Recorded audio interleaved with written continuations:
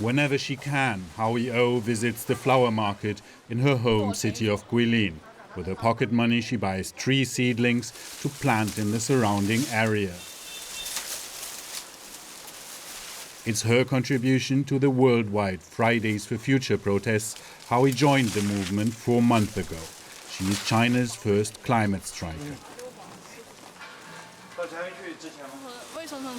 Planting trees is something that's easy to do and something that's possible to promote in China.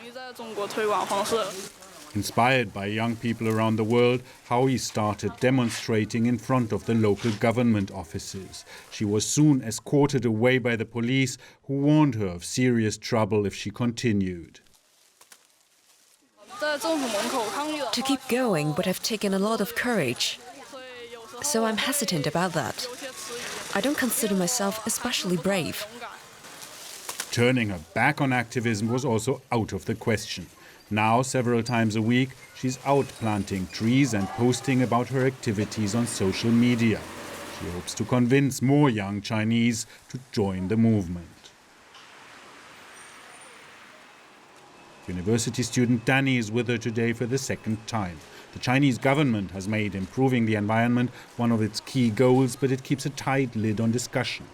Howey became concerned about the environment after reading an article about plastic waste in the ocean.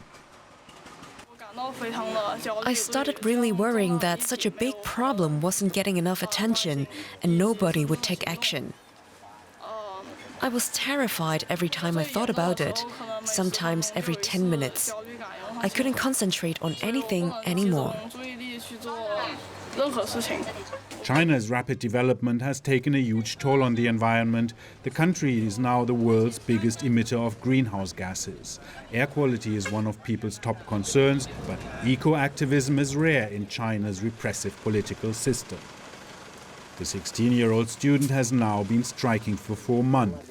Her parents are worried about her future, but she has no intention to give in to their pleas to stop skipping classes. The climate crisis is the biggest crisis ever for the existence of mankind. Everybody should do everything they can to prevent it.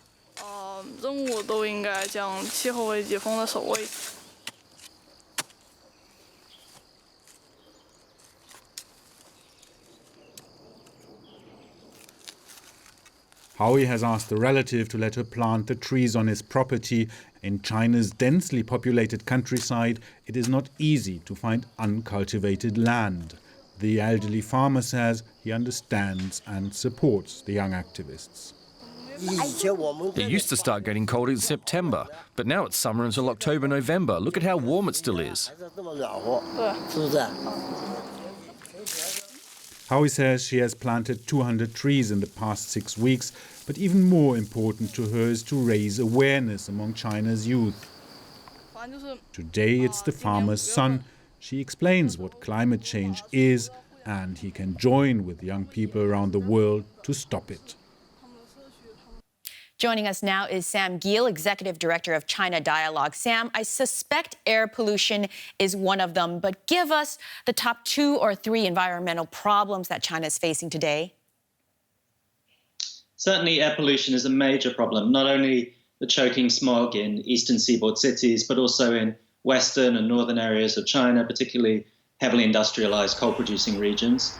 But then you've also got water pollution, from agricultural sources, pesticide overuse, as well as industrial sources of water pollution, particularly in rural areas. And related to that, soil pollution. There's major concerns about food safety in China. If you think of some of the mass sickenings of children from contaminated products, or the pigs that were floating down the Huangpu River in Shanghai a few years ago, major concerns about environment and health. And that extends also to protests against, for example, the potential siting of waste incineration plants, petrochemical plants, nuclear facilities, coal power plants in cities.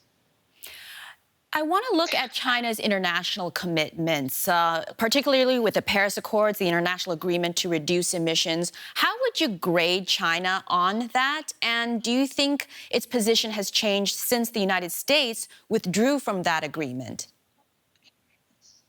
Well, since the United States withdrew, China stayed the course. It made quite a significant international rhetorical commitment that it's still in the Paris Agreement, that it will stay on track to meet its commitment to Paris, and it's very likely to come in on its commitment to Paris to peak its emissions by 2030.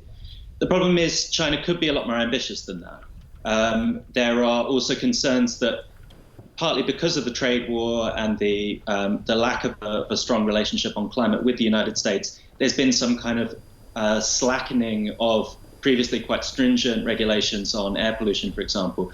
So, all countries really need to up their ambition in the coming years if we're going to keep global temperature rise below 2 degrees. And that's going to require quite a lot of attention from China in its next 14th five-year plan, which runs from 2021.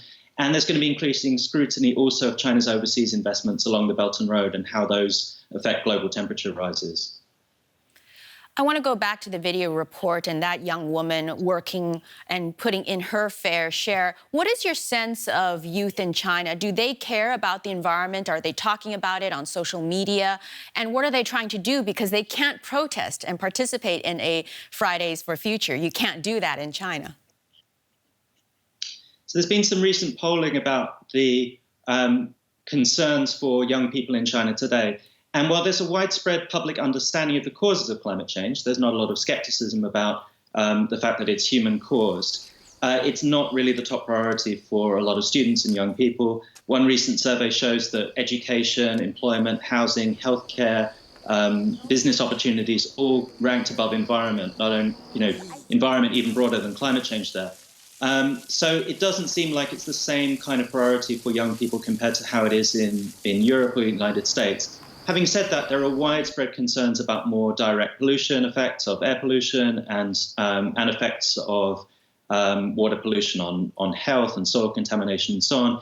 And for better or worse, climate is being addressed in a very top-down way by the Chinese government. Right. It's a major political and economic concern as the government tries to move to a lower carbon model of economic growth. Geall, thank you.